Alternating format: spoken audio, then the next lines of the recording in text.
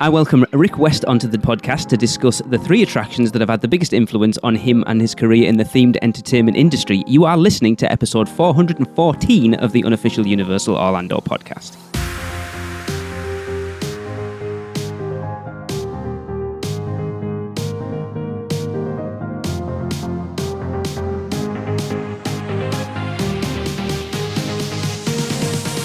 Hey everyone, welcome back. I am your host, Lee. I always then start these the same, right? I've got no Darren, no Tracy, no Chris. I am joined by a guest. I will introduce him in a second, but this is another ride that made me. I encourage everyone to go back and listen to the previous ones. I've had the awesome Catherine Cobbs and her lovely boyfriend Andy DiGenova, Jason Sorrell, Justin Martin, Julie Zimmerman, and it all kicked off with Adam Bezark. So for this one, I would like to welcome Rick West. Hey, Rick. Hey, Lee, how you doing, man? I'm good. Thanks for joining me. Oh, thanks for having me on. I'm really excited to do this with you. It's weird, isn't it? Because people think it's like, oh, they've just started talking and we've been talking for like 25 minutes before we started recording this. Of course. We're going to basically retread everything that we talked about. Yeah. But for real this time. Yes. Yes. So, Rick, people should know who you are at this point. I am ashamed to say that. I didn't realize how much you'd had your hands on, but there we go. Well, no, it's funny. And when we did start talking a few weeks ago about doing this, you know, I kind of live this weird double life, whereas people know me for a long time as Theme Park Adventure, and then the conventions, Midsummer Scream. And then there's the whole other side where I actually have worked in the themed entertainment industry for almost 10 years now. And I've worked for a lot of different shops here in Southern California. And sometimes people don't make the connection or even necessarily know that the two have coexisted for a long time. Yes. And just a couple of years ago, I retired Theme Park Adventure. So now the only thing that it really exists is my career in the industry, as well as Midsummer Scream, which is a career into itself. But but a lot of people, don't feel bad, a lot of people don't realize that, because they figure, well, he's just the dude that shows up at all the Halloween stuff every year, you know, and they don't realize that, you know, for the rest of the year, he's actually designing things and working with folks. And it's very interesting because it's bled into each other over the years. The reason I work in the entertainment industry is because I spent 20 some odd years, you know, or almost 20 years at that point, writing about the people that were in the industry. So I already knew all the people in all the different circles. And it just took one little phone call. Somebody called me, my mentor, actually, Bob Baranek, called me, and he was with Dave Cobb at Thinkwell at the time. And they said, hey, are you looking for work? And at the time I was doing some horrible, horrible writing job. And I was like, are you kidding me? I'm looking for a freaking razor blade at this point. Yes, I'm looking for a job. And so that phone call, that just out of the blue moment, literally changed my life and my entire career path in a matter of about 72 hours. Yeah. So it's been a pretty crazy journey, and a rare one, that like a total fanboy. And Theme Park Adventure was the first themed entertainment online, you know, blog ever. I mean, we started in 94 in print, before there was even an internet. And so I published 2 books, one on Pirates of the Caribbean and one on Tarzan's Treehouse. And then it just kind of all meshed to online, because online became a thing. And so it's just kind of a weird, it's just been interwoven, and you just never hear of, oh, well, he was a fanboy for 20 years and then suddenly started working in the industry. That just doesn't usually happen. It does, but it just doesn't. And so, but it did get to the point recently where I started working for more high profile projects and clients, where when you sit in a room and say, oh yeah, and he also has this blog, you kind of get the weird side eye, like, oh, you do? You know, type of thing, little awkward turtle moment. So it was very apparent that it was time to, close the chapter on TPA. It was an amazing ride, and it served its purpose. And I look forward to the adventures that are yet to come. Well, let's talk about that briefly then, Rick. What companies have you worked for, and anything our listeners will not have you?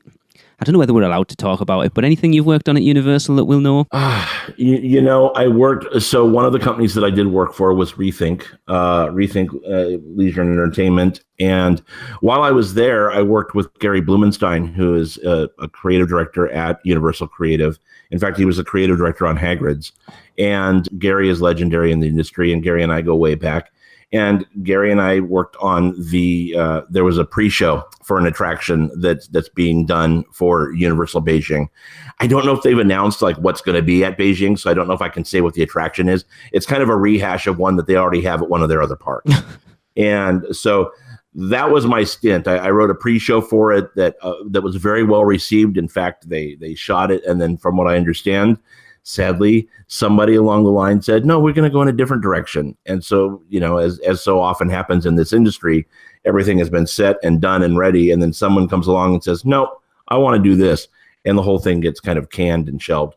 So that was my one little mystery Universal project that I've worked on. I've done a lot of stuff for Chinese parks. Some will never get built so in the industry, I started as a show writer. Okay. So when you begin, it's not like you're show set or an engineering or anything like that.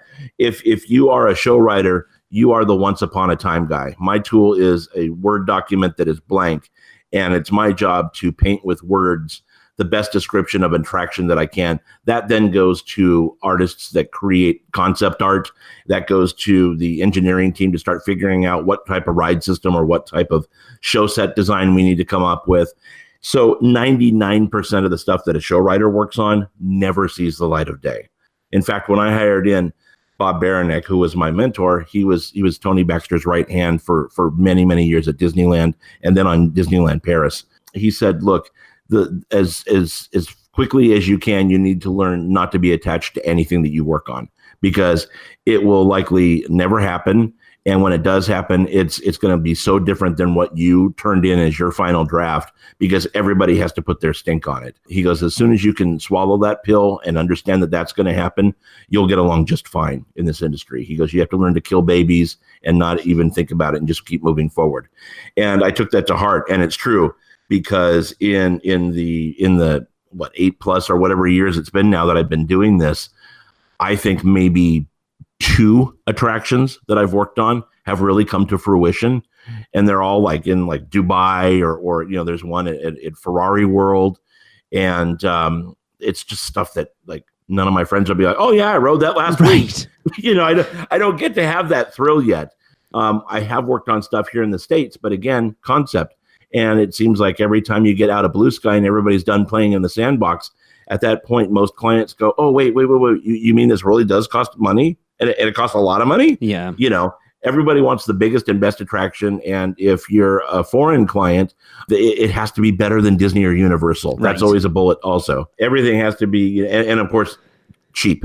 Can't spend any money, but it's got to be better than Disney and Universal. Okay, then. And so, yeah. And so that's something that every designer listening will laugh at and go, yup. Either they're laughing or they're crying in a cocktail right now over that. So that's just kind of like the ongoing struggle. But I've worked for groups, Think Well. I've worked for the Hedema Group. Oh. I've worked for BRC Imagination Arts. I've worked for Rethink. And now I am the Vice President of Creative Development for Idea Attack. And we are a company in Pasadena. They're over 15 years old. It's Dan Thomas and Natasha Varnica. They brought me on. They are no newcomers to the industry. They're just very quiet. They're a company that by design has not been out there in the spotlight with podcasts or blogs or a lot of social media presence. So they brought me on to really start a brand new chapter in their company. And I'm so honored and so grateful to be with them. And they've done a lot of out of country stuff, a lot of Chinese stuff. They've done Russian stuff. They've done a lot of Asian stuff. And so that's kind of where the market is at the moment for us.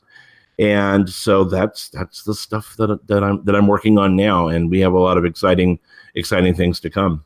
Awesome, very cool. Well, we wish you all the best in the future, but right now we want to talk about what shaped you as a person, Rick. Oh my God, that's so damaging. We don't want to know about what happened when you were 5, anyway. But anyway. Oh man, yeah. So Rick, I gave you the same task that I've given all my other guests, and that is to come up with a list of only 3 attractions. Now, as I've said already, Adam took the term attractions and twisted it into anything he wanted straight away. So it's carte blanche now to come up with whatever you want. But the 3 attractions that have had the biggest impact on you and your career in the themed entertainment industry. And as I've said, it's not so much about the attraction itself, it's why it's had that impact on you. Yeah.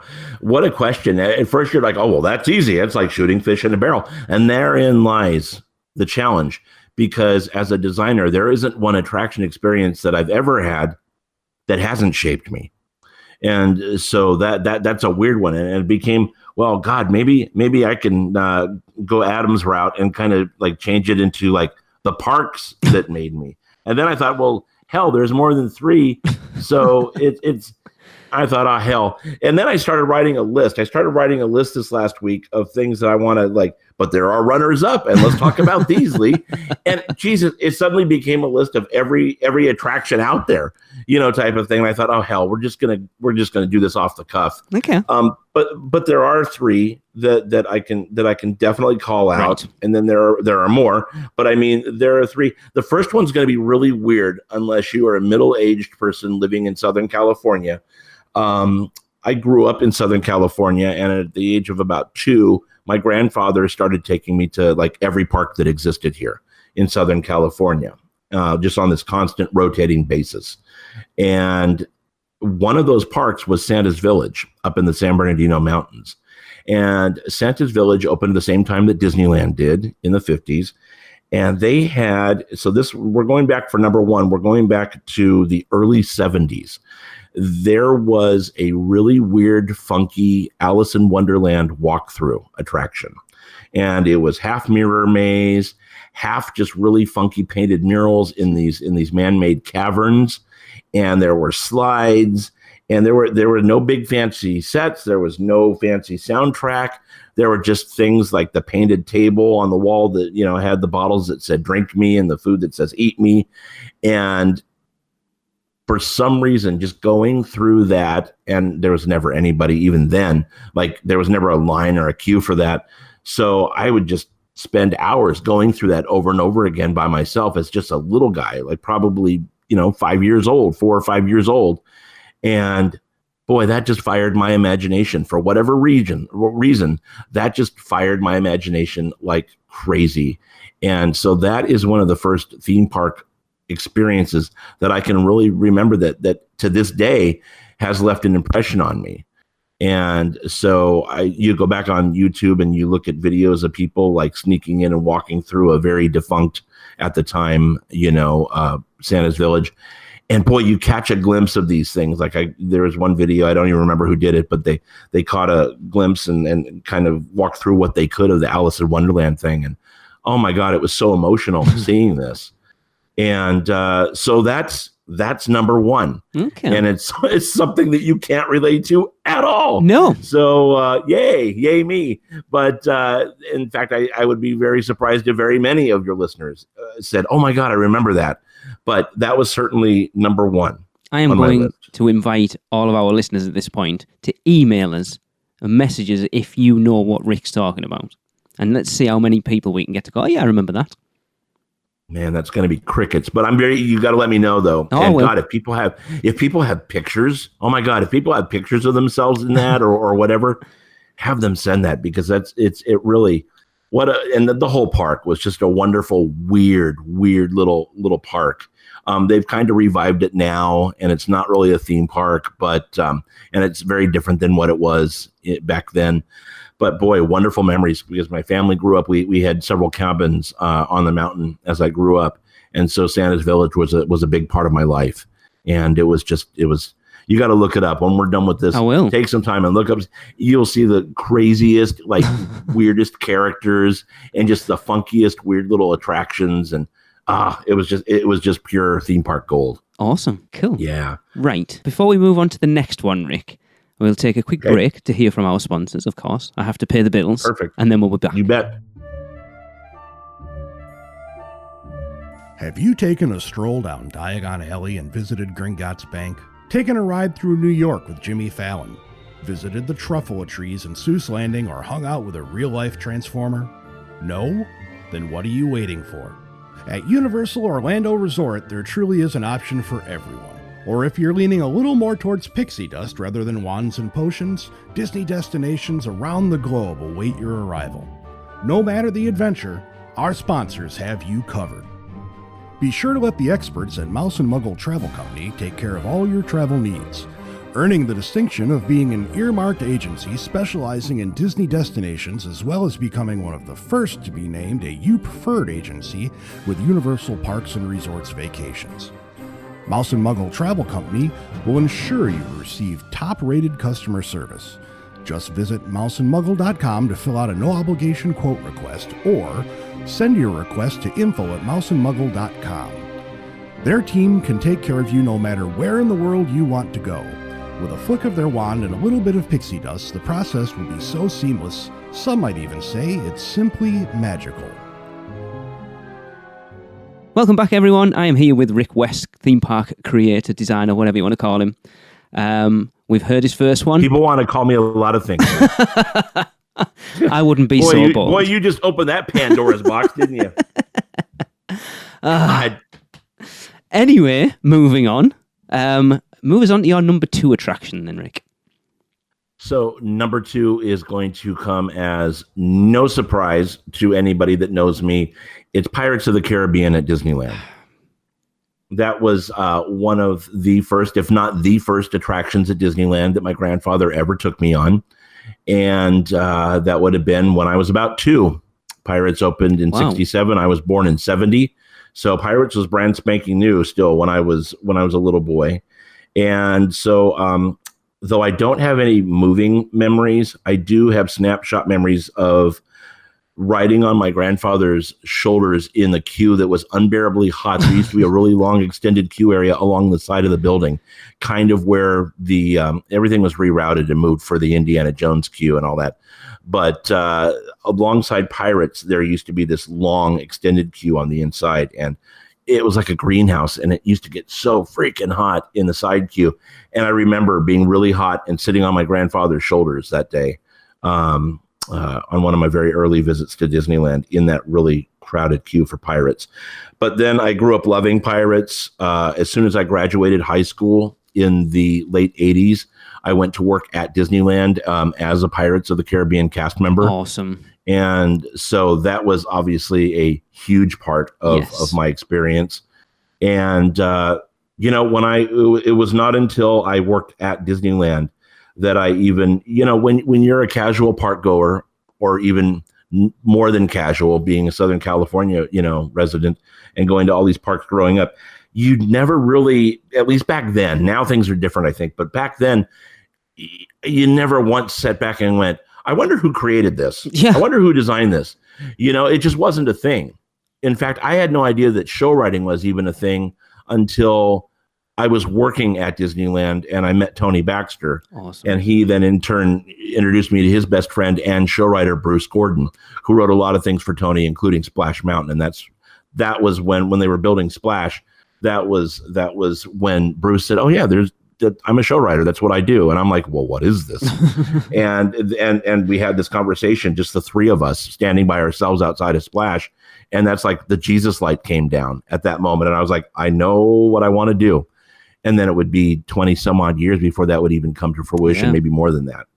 But I worked Pirates, and in working Pirates, I got to know people that had been at Disneyland for a long, long time. Now, being there in the 80s, I was, I came right after they had a really bad strike at the park. And so there was a lot of torn relationships, and it was like new school versus old school cast members. And it was a very interesting time. And I met some really cool folks there, and they just passed down a lot of information. And that totally shaped who I was. I mean, I fell in love with Disney and the idea of working at Disneyland and creating things. I fell in love with that so much that I dropped out of college to work at Disneyland full time, which really thrilled my family, Lee. And it just became a thing. And like any theme park fan will tell you, there was just a moment where somebody kind of like hits a switch. Yeah. Right. And there's no rhyme or reason. It just became at that point something that I had to do. It was this itch that couldn't be scratched. And I became voracious for anything and everything about Disneyland. And then that spread rapidly to other things like Knott's Berry Farm and Magic Mountain and things like that. And so that since I was a teenager, I really kind of knew what I wanted to do. And it just took a long time for it to happen because there were no resources like the TEA or anything like that back then for me.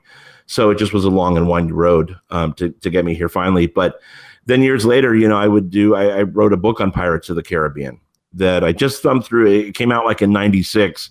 And I just thumbed through it a couple nights ago with my girlfriend, and because she hadn't really seen it before. And boy, it was just a walk down memory lane because a lot of the folks that I interviewed and that really participated in making this book, which is still considered one of the best things that's ever been. It's 170 pages. It's considered one of the best things that's ever been done on pirates. A lot of the folks just aren't around anymore. Yeah. I had an interview with Marty Sklar in there because I became friends with Marty, and I knew him when I was at Disney, and then years later, and in doing this book, I became very close with Mark and Alice Davis. Wow! And spent a lot of time hanging out with them at their house. And it's just a weird thing when you go back and look at these, and it's just a snapshot in time, like we all have, right? Yeah. Where in your mind it seems like yesterday, but in reality, a lot's passed. And so, so Pirates of the Caribbean is definitely solid on my list. Yeah, that doesn't surprise me. I think there's only Catherine. I said a lot of the times when I've done these interviews, there's two attractions. There's one of two attractions that's on everybody's list, and it's either Pirates of the Caribbean or the Haunted Mansion. And Catherine's the only one that didn't have either of those on. But you look, Disney was the first real theme park that really had an impact making fully immersive attractions like that. And you look at something, I've never ridden Pirates out in Disneyland, but obviously riding it in Florida, which I've heard is way inferior compared to the one over there. And then looking at the one that's, is it Shanghai Disneyland, that looks amazing. Right. Well, first of all, you guys got to come out here. I always listen to your podcast. I'm like, I know. God damn it. Why don't you guys come out here? Come out to Southern California, and that way, folks out here can see you and hang out with you and visit the parks with you. If you enjoy Florida's Pirates, your mind will melt. Our Pirates is so much better. And, 2 years ago, I had the opportunity to go to Shanghai, and I went on a day when I swear to God, I was like the only person in the park. I walked onto Pirates 5 times. There was no line. Awesome. And so many of my friends go, I hate you. I waited 3 hours in a miserable line for that. But I did Pirates 5 times there, and it's a fantastic attraction. I have to say, Adam did a fantastic job. Adam busted my balls. Like anytime I would talk about Shanghai, he'd be like, and Pirates was fantastic, right? Because he did the scripting for it. And I said, I don't know. It was in Chinese. It could suck. I don't know if it was good. And he goes, it didn't suck. I said, okay, of course. You wrote it. It was brilliant, Adam. It was brilliant. So, but it's a fantastic attraction. But, now that it's been 2 years since I've been on it, and it's very different. It's based on the franchise as opposed to being the attraction, right? So it's apples and oranges. Yeah, it is impressive in just about every way, and it has one of the best show set. It has one of the best scenes I've ever seen in a ride in the graveyard of ships. Is beautiful, but still, I don't think it even comes close to the original Pirates. Yeah, because if you step back and put yourself in the mid '60s, and this thing is being built, could you imagine back then going into Pirates of the Caribbean and maybe never have even seen an animatronic figure before? Yes. And then suddenly you're going through this 20-minute experience that's packed full of over 100 animatronic figures, including humans and animals. And then you're going down waterfalls, and you're in caverns, and you're in a freaking boat going through all this stuff. That would have been so unbelievable, right? We geek out when we go on things now like Rise of the Resistance. But you got to think, back in the day, going on something like Pirates and then and then going on Haunted Mansion, a couple years after that, talk about a mind-melting experience for Disneyland guests back then. Yeah. God, I would give anything to be able to go back and feel that. That would be just unbelievable, because I get that every time I go into either one of those attractions. You get that feeling like, you know what, they just don't make them like this at all They anymore. really don't, no. And it's sad as well when you look at it seems to be like we've discussed it there, that you can go to Disneyland and ride Pirates of the Caribbean, and you can go to Disney World and ride Pirates of the Caribbean, and for the most part, they're two different attractions. The same with the Haunted Mansion, the same with most attractions that were built at both prior to probably the last 10 years. Now, and especially taking Universal into consideration as well, everything's just a ported version of the exact same thing. Like you say, you look at Smuggler's Run, it's the same on both coasts. Rise of the Resistance, Right. the same on both coasts. Forbidden Journey, pretty much everything that's in Universal Orlando, that's in Universal Hollywood, is pretty much the same thing for the most part. Yeah. And it's quite sad that like you say, come over to the West Coast, and we're desperate to get over there at some point. But it's that weird thing of looking, it's like, if we go to Universal Hollywood, I've pretty much ridden everything in that park already. And the things that are different, the superior versions in Orlando. Well, the answer to that is we do have the original Disneyland, which is very different than anything that you feel at Walt Disney World. And I really do think that the main ingredient there is that this was Walt's park. Walt lived here, he walked here, he breathed here, and ultimately he died here. And you really feel that intimacy, and you really still feel, even though it seems like the company has done its damnedest lately to eradicate that spirit, you can still feel that spirit at Disneyland. And so you've got to come to, and then of course there's the neighboring Knott's Berry Farm, which is just, what a beautiful park. Yeah, and honestly, if we were to come out to the West Coast, Knott's Berry Farm would probably be the park I'd be most excited about. You know what, you have to come, and we can hook you up. We can meet people that are historians there that could really walk you through Ghost Town and give you just such a vivid and amazing history of Knott's. I mean, the history at Knott's dwarfs Disneyland. Yeah. Knott's is celebrating its 100th. Well, they're trying to celebrate their 100th anniversary right now. Yeah. And in fact, with the situation with COVID the way it is, they've bumped that anniversary now until next year. Wow. So that's a park that's 100 years old. Yeah, that's crazy. And so and it was never designed as a theme park, which is part of its crazy, beautiful, wacky history. And so a lot of people that grew up as prominent Imagineers were impressed on by the things that they found at Knott's Berry Farm, including Tony Baxter. He was obsessed with Knott's and like the log ride and the Calico Mine Train. And you see a lot of that stuff later on then repeat itself in his work. Yeah. And he's talked about that. So, no, God, you got to come because there's so much history here. Awesome. Right. So we've had an attraction no one's heard of, an attraction everyone's heard of. I have no idea what your number 3 is going to be. So, Rick, tell us. So this is where I'm taking my creative liberty because there's a plethora of attractions that could nicely go into slot number 3, but I'm going to go for one that I would be completely remiss if I didn't say, because it's played a huge part in my life, both as TPA and then as a fan and as a designer.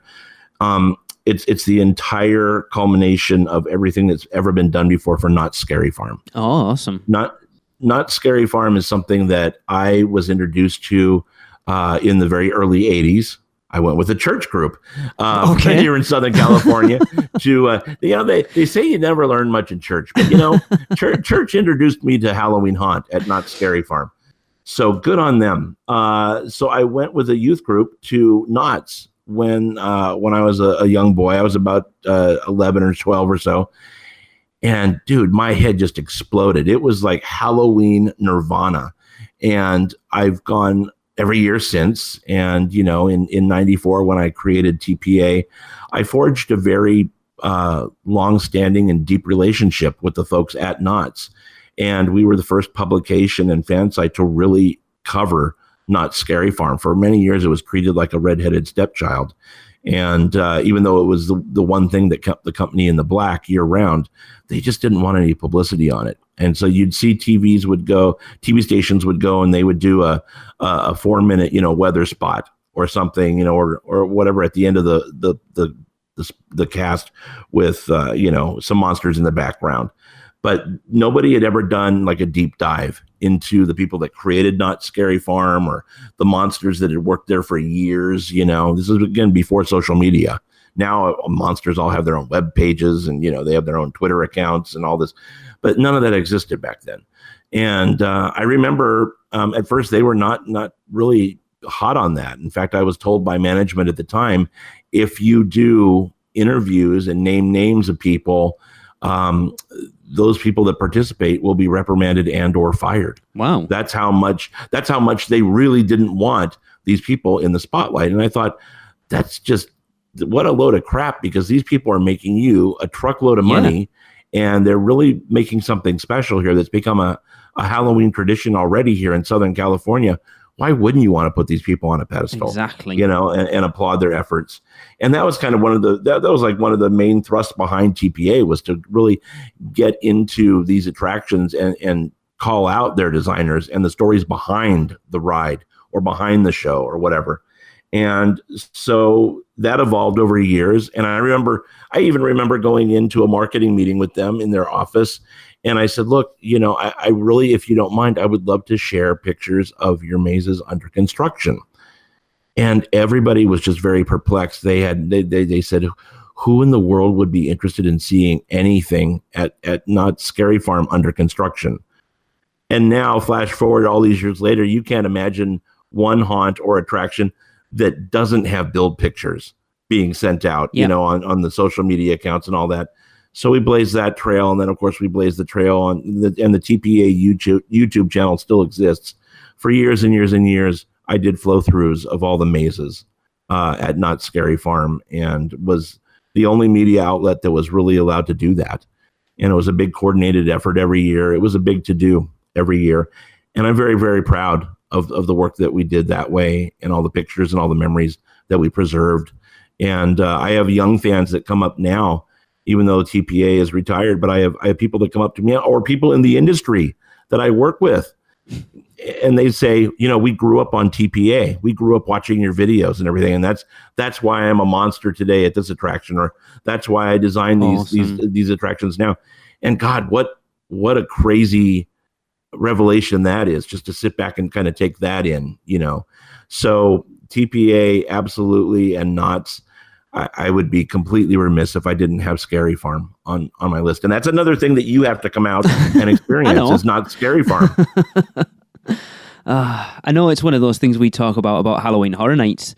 Like you say, you've documented all those mazes, and it's the same with Horror Nights, because once that maze is gone, it's gone. You never get to see it again. So it's because me and Tracy don't get to come out there that often, if we miss a specific maze, that's it. We're never likely to see it again. And I don't know whether they are internally documenting them, but if not, they should be. Yeah. They should be doing 4K walkthroughs. I think they do now. But back in the day, you're hard pressed to find a lot of videos or pictures of some of the greatest dark rides and stuff we've had at parks, because, I learned this very early on when I was talking to people like Mark Davis about Pirates. There aren't a lot of pictures of the process and everything. And there's a lot of artwork, but there's just today when something is built, I'm sure there's probably 1 million pictures literally out there of Rise of the Resistance being built, right? From everybody that's worked on it and touched it, because you have it on your phone. You whip out your phone and take a picture that you're not supposed to, and there you go. You have it forever, right?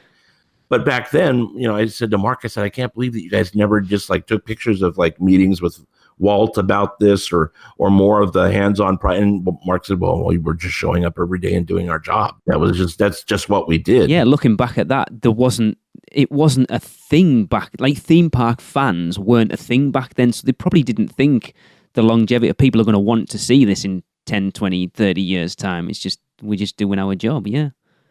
Well, it's true. I just, last year I met this wonderful woman. Her name is Tanya Norris. She worked as the interior designer at WED on New Orleans Square.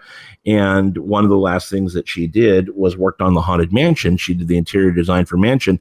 She was the person that came up with the wallpaper that we all know and love, and everybody has on their desktops. Yep. And she literally had no idea that there was this huge fan base. And for the very first time ever last year at Midsummer Scream, we had her out on stage for our Haunted Mansion 50th anniversary presentation. Nice. And the industry the fans have fallen in love with her. And she hadn't been back to ride the Haunted Mansion since it opened. Think about that for a minute. Wow. And so I had the good fortune of taking her back to Disneyland, and we rode the Haunted Mansion. And it was just crazy being there with her, reuniting her with this old attraction. And it was a magical day. It was a really special day. We were there with Tom Morris, who's another longtime Imagineer. And it was pure magic. It was a really great day. Yeah, it's surprising, like you say that, how many people we've interviewed on the podcast that have never actually got to experience the things that they've created things for, which I find bizarre. And so that's not a new thing, right? So it's we create things for, China or Dubai or whatever, and very few of us get to go over and see these things. But here's somebody like Tanya who created something that's been in her backyard her whole, adult career here, adult life here, and she hadn't been back. And I said to her, Tanya, people are going to ask, so I need you to tell me why. Why have you never gone back? And she just looked at me and said, it never occurred to me that it was something that I wanted to do. It was one of many jobs that I did for Walt. And we just did it, and I just never really went back to look at it. She goes, I don't even have a good reason. So it's a weird thing. So even people, it's not a new thing. Even though we're doing more international parks now, it's not new. People that worked on these attractions here that you think, of course, everybody and their mother's been on Haunted Mansion. Somebody that created the wallpaper in the freaking ride had not been back to Mansion since it opened. Well, yeah, because it's like weird things. It's crazy. We interviewed Howard Drossin a few years ago, the guy who did all the music for Marvel Superhero Island at Islands of Adventure. He's never been. Yeah, and I find that so sad. And then Andy Garfield, the guy who did the music for Marathon of Mayhem, or some of the music for Marathon of Mayhem or Horror Nights last year, he never actually got to see it in person at Horror Nights, and I find that so sad. Yeah. Andy's a great guy. I go back years and years with Andy. Yeah. In fact, there's a home haunt here in Southern California called Boot Hill that way back in the day, over 20 years ago, I had him write a score for Boot Hill. Awesome. So that was like that was probably one of his first, themed entertainment, quote unquote, gigs, was doing this score that is still used today for Boot Hill. So yeah, I've been with Andy on his journey, and he is the best of the best. His work is second to none in the industry. I love everything that he does. Yeah, well, Men in Black Alien Attack is my favorite attraction anywhere in the world. So yes, I love the music. Absolutely, for that. Of course. Yeah. The Universe in You is like the best thing ever, right? Yeah, it really is. But yeah, it is really good stuff. It's so sad that people get to create things or attractions or anything in a theme park but never actually get to experience it themselves. I find it kind of bizarre, honestly. Yeah, it is strange. I mean, and until just a couple of years ago, I had never been out of the U.S. and my first trip was with Idea Attack, and we went to Beijing.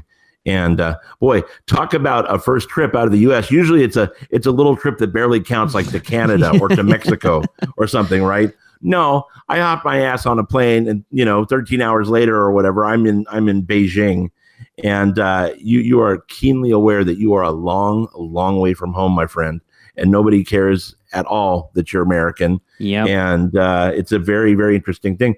But it also showed me that as the song goes, it's a small world, and so literally, I mean, anybody that's a designer. Boy, even if the company doesn't take you, and I always think it's a shame that people that are show writers and stuff get left behind and never get to go see these things. But if the company doesn't take you to see what you've worked on, so hard, put your own self on an airplane and go see these things. Yeah, it's tangible and it's doable. And I mean, you and Tracy come here to the States to go to Horror Nights, so it is just a matter of just doing it. Yeah, right. So it's not like it's going to take 4 weeks on a ship, No, you get on an airplane and you sleep for a few hours and you're there. So just do it, man. And that's what I say to all the young designers that are like, well, I'll never get to see my stuff. You know what? Yes, you will. Just do it. Yeah. It's that simple.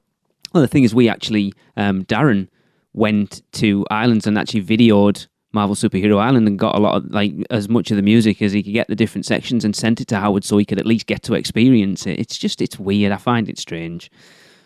Yeah. You'll like this. I was thinking about my very first trip to Orlando was shortly after I turned 25. It was for my 25th birthday.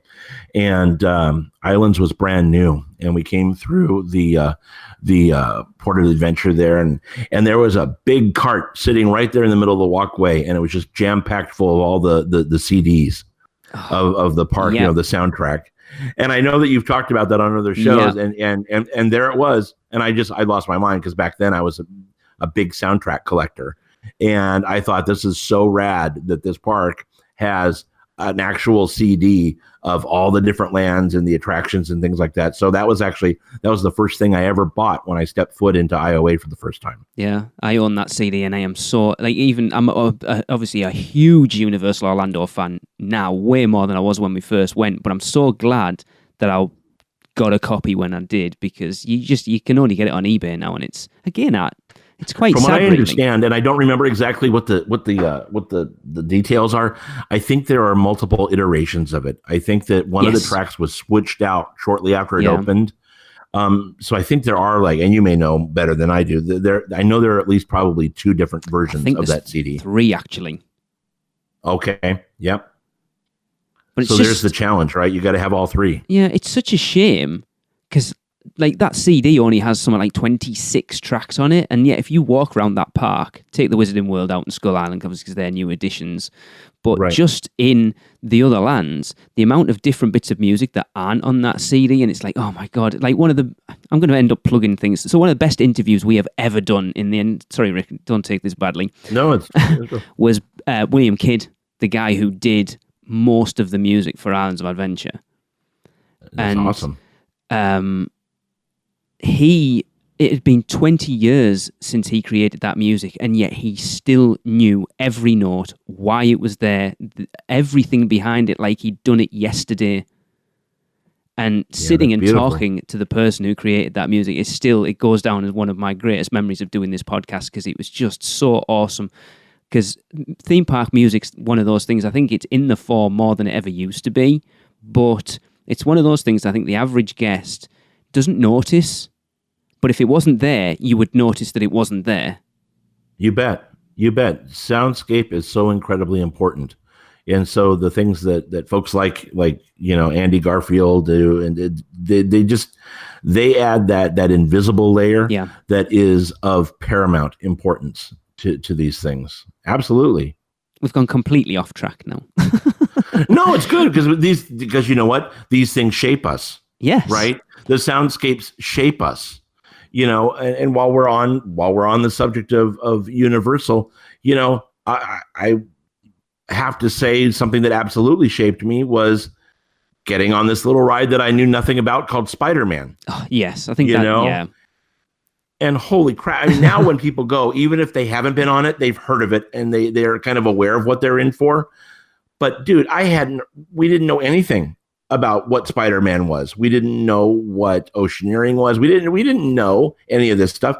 And we got on this scoop vehicle, and for the next few minutes, my mind was just shattered. Agreed. And I have to say, a moment that is forever imprinted is the building sequence when you're levitating. Yep. Right? When you're levitating, that was like the biggest holy crap moment.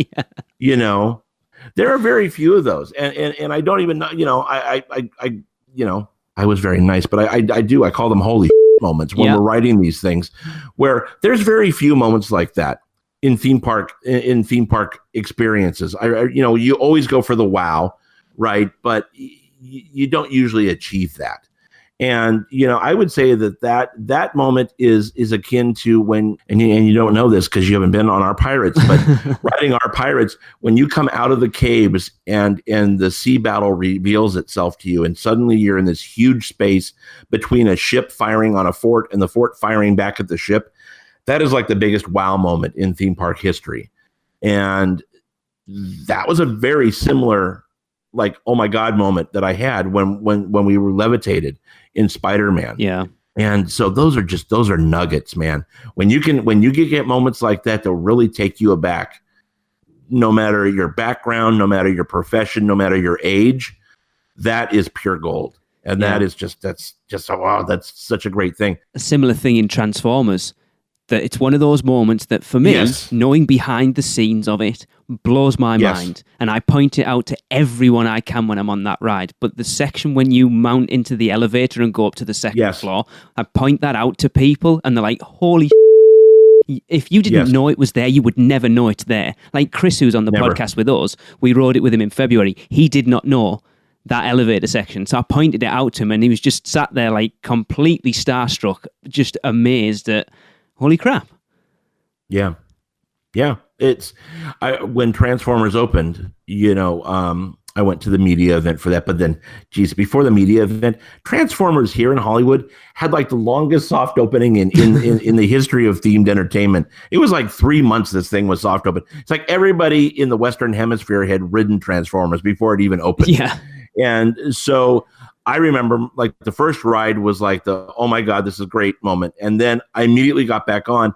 And then you start all your rides where you're actually like turned and twisted in your seat, looking at how everything works. Yeah. At least that's how I did. And dude, just watching the elevator scene and all that stuff work, cool. People watching you and the cameras are like, what is that dude doing? But you're twisted and all gnarled looking at this mechanism that's taking you up and down. And it is really fantastic. And that was, going back to my Disneyland days when I was in training there, they said, one of the first things they tell you in orientation, or at least back then, they said, you're about to go through the looking glass and a lot of the Disney magic is going to be ruined for you because you're going to see how we do all of our tricks. Yeah. And for me, it was the exact opposite. Yep. When I started working Pirates and then when I worked Haunted Mansion, seeing how this stuff was done and all the craftsmanship and all of the trickery and all the sheer genius that went into creating these things, that set off a firestorm in my imagination. And that's when I became, like I said, voracious to learn how everything worked and the history of everything. So for me, it was the exact opposite. Yeah. I stepped through that looking glass and never went back. It was just like, oh no, this is where I want to live, in this world of creating this stuff. That's to me where the magic is. Anybody can sit on a ride and enjoy it and be fooled by things. But to be one of the folks that gets to make this magic, to me, that was the target, man. Yeah. And for over 20 years, that stayed a moving target.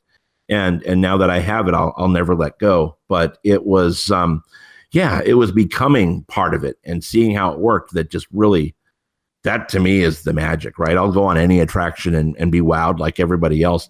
But then every ride after that, I'm checking out everything, where the lights are, how the show set works, where the screen meets the practical set, everything, that's just how my mind works when I go through any attraction, whether it's a haunted attraction or something like Rise of the Resistance. I think that's the way any of us that are working in the industry, we never take our worker hat off at that point. Yeah. But oh my God, my list is so long, dude. So I'm a huge Vegas guy, right? So I've grown up going to Las Vegas, and I lived there. I worked there for 3 years on the Strip. I still go like pre-COVID. I was going every month. It's like my jam. It's my happy place. And so one of the things that was a huge impression on me were the original attractions that were at Luxor.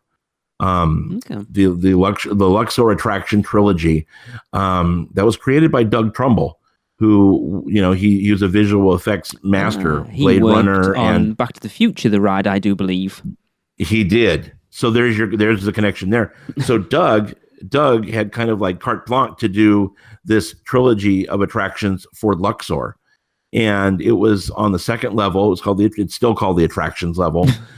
Sadly, nothing exists really anymore at Luxor from what was there.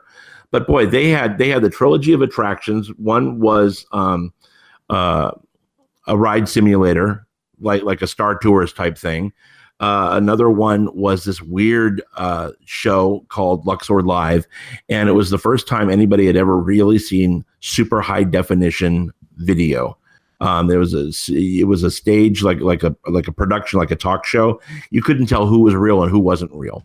and then 4D effects in the theater happened around you because the spirits were unhappy, like lights would explode and shower sparks down, and it was just seamless. It was the first time I'd ever seen high def video used, and it blew my mind. It was so years ahead of what what the industry was doing.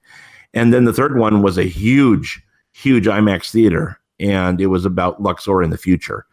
And so that trilogy of attractions, it was so heady and it was so far ahead of its time that most guests just didn't get it. Most people walked around with, huh? On their face. They just didn't understand. In fact, in later years, the people that worked there had to hand out little tip cards that explained like the synopsis of the story of how they were all linked together. And I thought, oh, man, if you have to hand out cards explaining what the story is, you've kind of gone too deep for the general public, right? As designers, we knock ourselves out because everything these days, it has to be tied together with logical story. We have to make it work. It's got to be a reason for everything.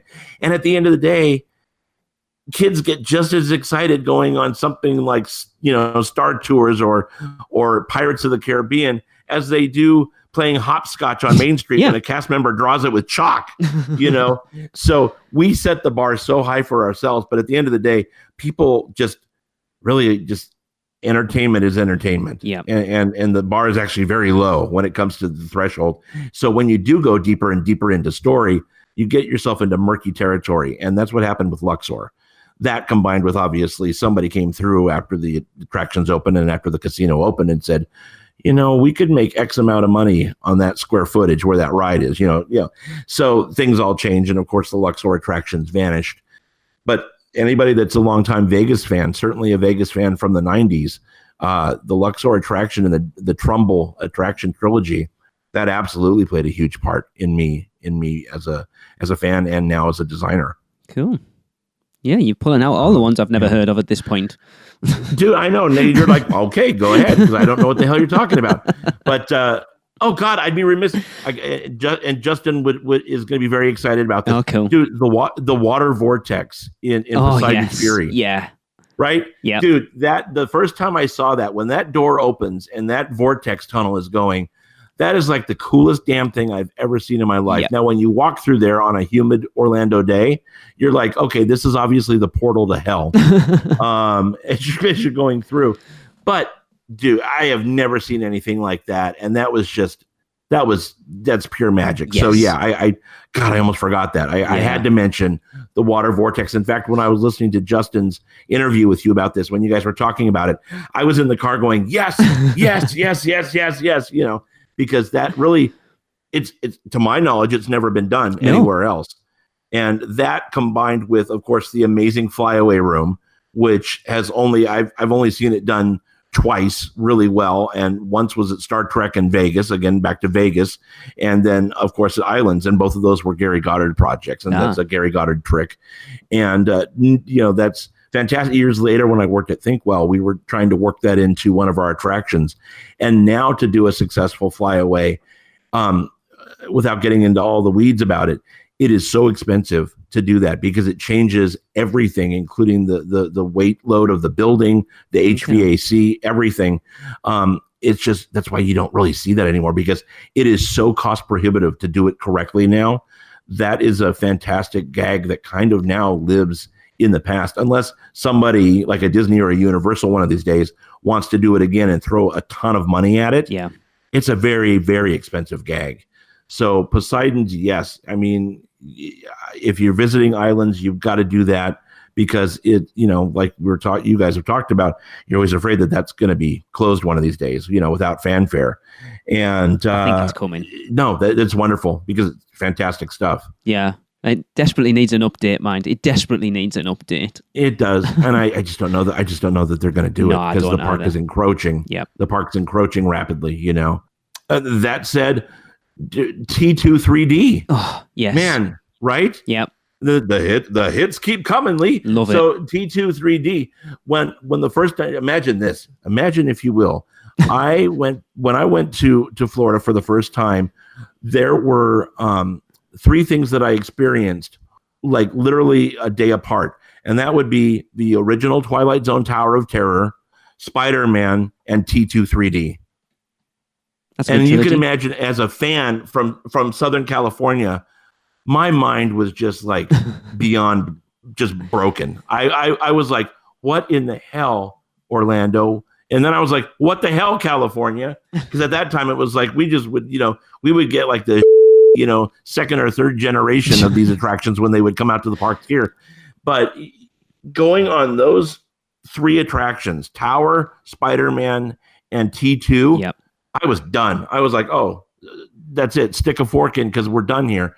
And that was, I for years grew up watching T2, and just obviously it was worse for wear in the later years. And then when they knew they were going to get rid of it, they didn't really do a lot of maintenance on it. But T2 was a game changer, man. That's a bar that was raised, and I don't think anybody will ever beat that in that kind of show again. Agreed. It was, I've said for a long time, it's still my favorite sort of 4D theater experience, because it puts everything in there together. You've got live actors, you've got they're not really animatronics, but the T60s or 70s, whatever they are, at the side, and then the interaction with the screen, the full wraparound screen by the end. The 3D was stunning. It just, it was. I was gutted when it closed. Oh man, the whole experience. The whole experience. And, I saw it so many times after. I don't exactly remember my, like the first show, but I know that I was blown away. And I know that, like, when the theater dropped with that huge LN2 blast, dude, I just sat there going, what in the hell? And immediately you get out of these attractions and you turn right around and go right back in them. And that was before, that was back in the 90s, before the parks were like ungodly crowded, by design. But so you were able to go right back on, and experience these things. And it was beautiful, man. And by sheer luck, it wasn't by plan or anything. I happened to be at Universal Orlando on the very last day of T2. And I watched one of the very last shows with Gary Goddard. He was there by himself. And Gary was there. And I had known Gary for a couple of years through TPA. And I was there and got to sit with Gary and watch my last show of T2, which that was fantastic memory. Obviously, that's a really cool moment for me as a fan. So so that's a big deal. And then of course seeing Potter there for the first time, and then of course Diagon Alley, and it looks like I'm probably going to go with Idea Attack to IAAPA this year. So at that point, I'll get to experience Hagrid's. Oh, have you not ridden it yet? Right. No, and I haven't really. I purposely not watched anything. So it's like I know very little about it. I know too much, but I know very little. Type of thing. And so, Rick, I need to give you a hint. I'm waiting to do it.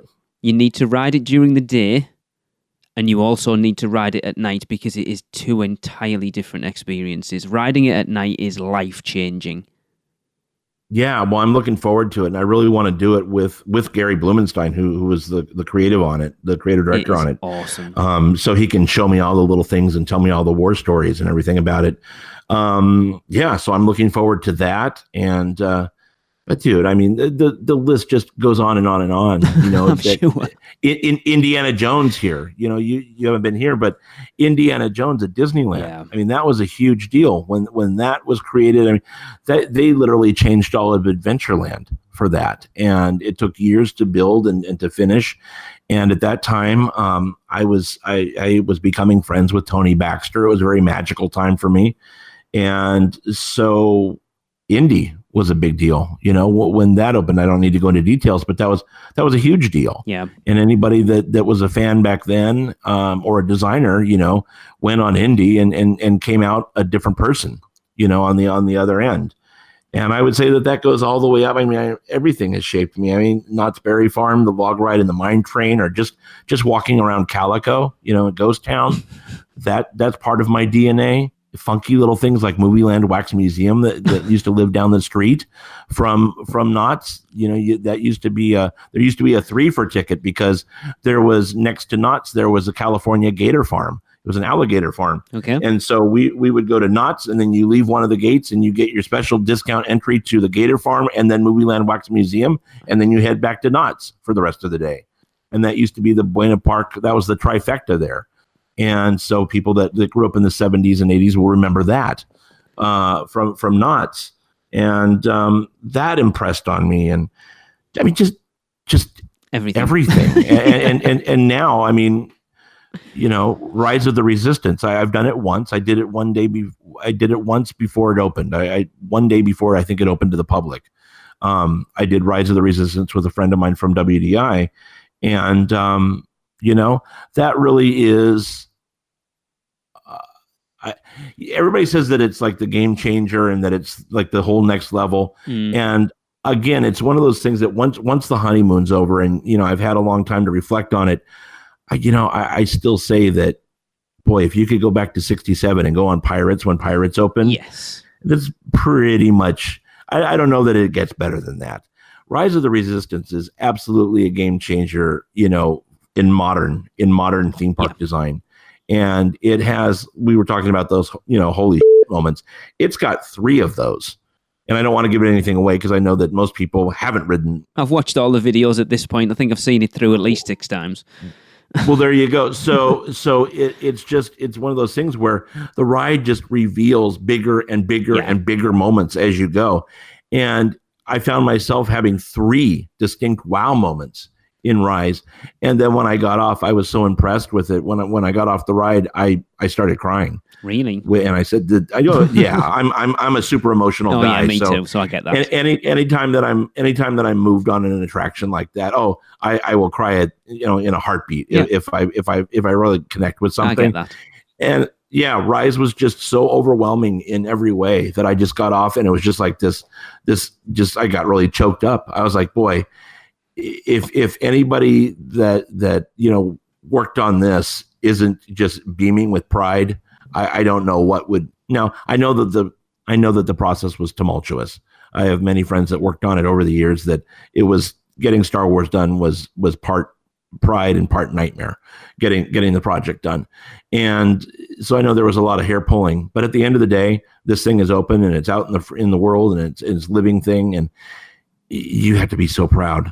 And so I, as a designer, I look forward to that moment when I work on something that I can actually go on and see people enjoying and laughing. And that's a moment that I'm very hungry for, that I haven't had as a show writer for all these years. But I know the moment's coming, and when it does come, it's going to be fantastic. And everybody's going to be like, dude, why is this old dude standing here crying by himself watching people?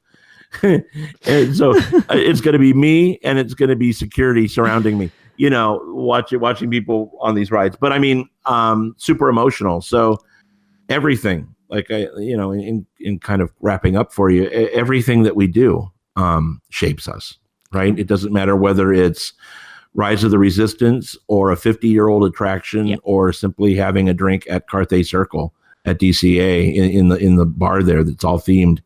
All of this it makes impressions on us, and I think that you keep getting impressed on until the day you cash in your chips and call it a life. But because we as designers and as creatives, every video game I play, every movie I watch, I mean everything has an impression on you. And so even folks that I know that have been in this industry for a long time, that are veterans and are legends in the industry, they constantly learn things. So it's a process, and thank you, and I'm really super grateful that you had me on to talk about the rides that created me. Yeah, not the 3, about the 25 we've had at this point. Yeah, 25, 60, fine. Whatever.